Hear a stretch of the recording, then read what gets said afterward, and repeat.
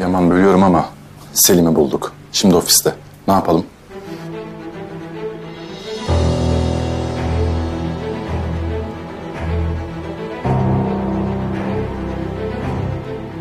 Ben konuşacağım onunla.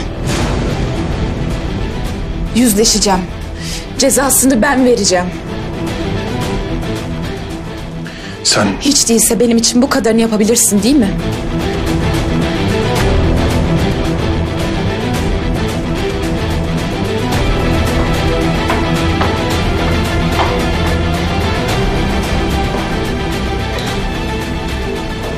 Seher'cim.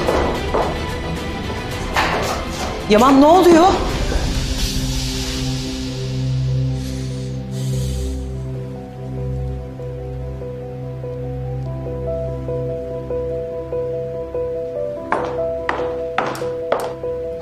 Seher.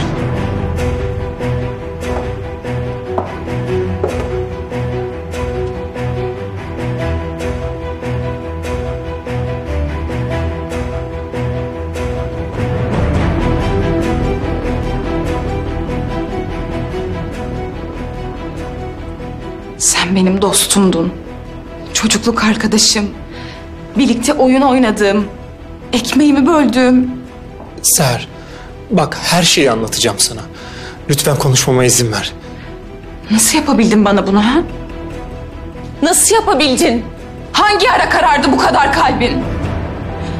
Hangi ara bu kadar korkunç planlar yapan aşağılık bir adam oldun? Yazıklar olsun. Seni hiç tanımamışım meğer. Seher, ben her şeyi senin için yaptım. Seni o adamdan kurtarabilmek için. Senin için kötü olmayı bile göze al... Hayır. Sen benim mutluluğumu elimden aldın. Hayatımı çaldın, yuvamı yıktın. Seni o zorbanın elinden kurtarabilmek için her şeyi yapardım.